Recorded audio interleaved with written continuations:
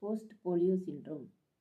Patients who survived the polio epidemic of the 1950s, many now elderly, are developing new symptoms of weakness, fatigue, and musculoskeletal pain. It is estimated that between 60% and 80% of the 640,000 people polio survivors are experiencing the phenomenon known as post-polio syndrome. Men and women appear to be equally at risk. Pathophysiology. The exact cause of post-polio syndrome is not known, but researchers suspect that with aging or muscle overuse, the neurons not destroyed originally by the poliovirus cannot continue generating axon sprouts. These new terminal axon sprouts re-innervated the affected muscles following the initial insult, but may be more vulnerable as the body ages.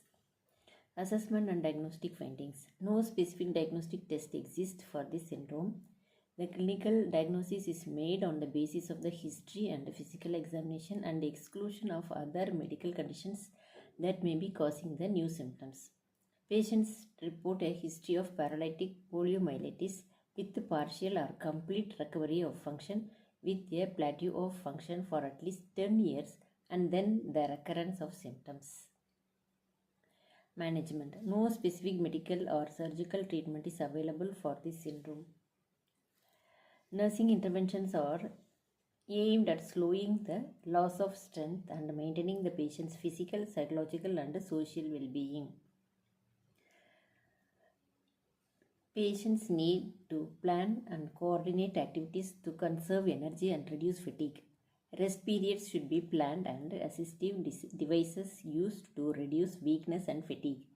Important activities should be planned for the morning as fatigue often increases in the afternoon and evening.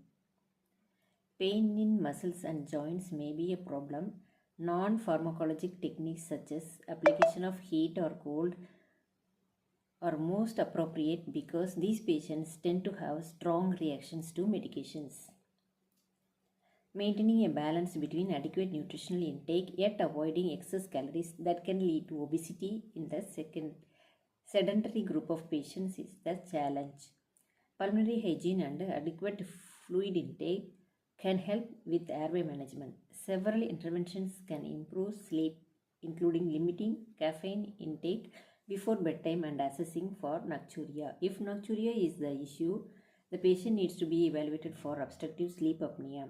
Supportive ventilation may be appropriate with continuous positive airway pressure if sleep apnea is a problem. Bone density testing in patients with post-polio syndrome has demonstrated low bone mass and osteoporosis.